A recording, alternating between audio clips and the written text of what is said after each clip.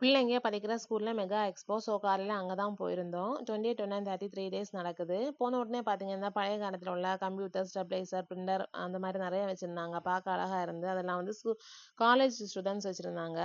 அடுத்து வந்து ஸ்கூல் ஸ்டூடெண்ட்ஸோட painting, oil painting, acrylic painting, glass painting, bottle painting நிறைய இருந்துச்சு.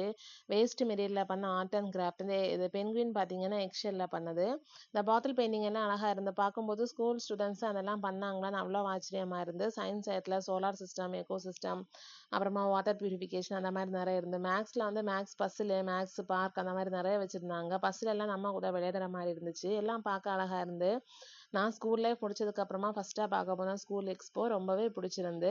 அண்ட் முக்கியமாக பார்த்தீங்கன்னா பிள்ளைங்களால என்ன முடியுமோ அதான் பண்ணி வச்சுருந்தாங்க. இந்த கடையில் எல்லாம் வாங்கி வைக்கிறது கிடையாது. ஃபைனலி இந்த பழைய காலத்தில் உள்ள திங்ஸ் நிறைய வச்சுருந்தாங்க. பார்க்க ரொம்ப அழகாக இருந்து. எக்ஸ்போ பார்க்குறதுக்கு என்ட்ரி ஃபீஸ் கிடையாது. ஆனால் வெளியே இந்த மாதிரி பார்க் போட்டிருக்காங்க, அதுக்கு என்ட்ரி டிக்கெட் உண்டு. அப்படின்னு சூப்பராக எக்ஸ்போ